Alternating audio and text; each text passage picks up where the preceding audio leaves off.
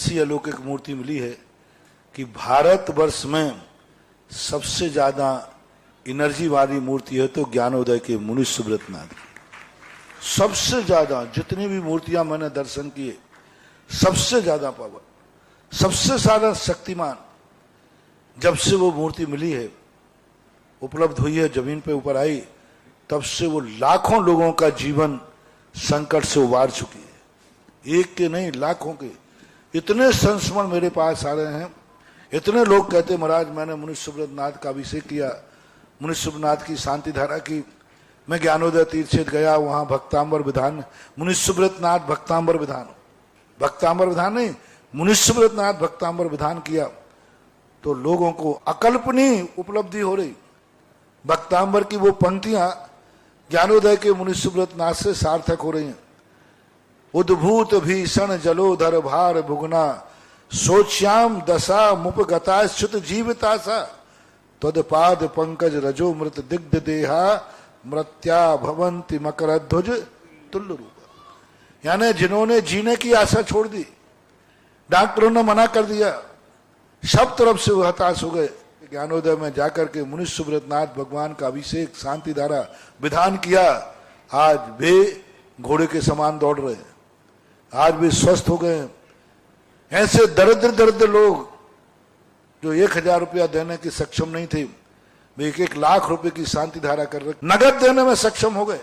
कितनों का उपकार हुआ उस जन्मभूमि से, कितनों के लिए जीवन दान मिला उस जन्मभूमि से, वो तो सारे भारत से आप पूछें। आज लोग आभार में शांति धारा करने पहुंच रहे, वहां पर आभार में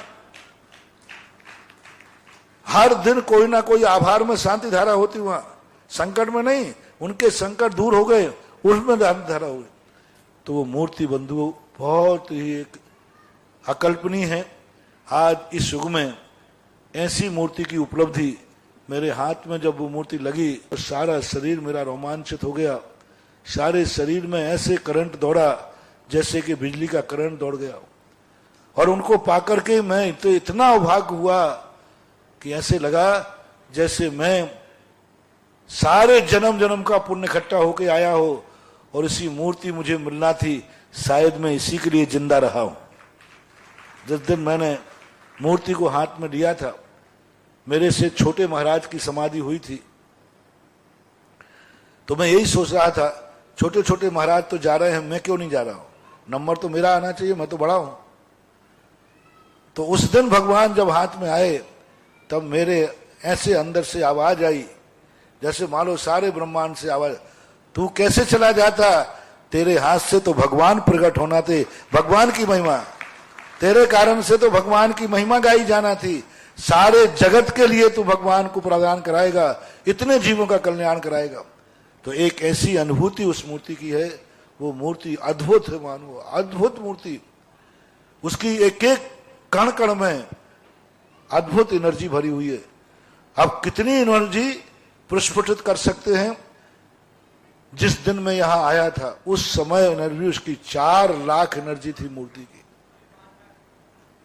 और अब तो उसकी एनर्जी नियम से बढ़ चुकी होगी, और उस मूर्ति बढ़ती जा रही, दिन दूनी रात चौगनी बढ़ेगी, जितना जितना तुम्हें लाभ देगी उतने उतना उसकी शक्ति बढ़ेगी। संकट तो सबके ऊपर आते, अच्छे बुरे दिन तो सबके आते हैं, बीमारी को तो हम रोक नहीं सकते लेकिन डॉक्टर बना सकते हैं।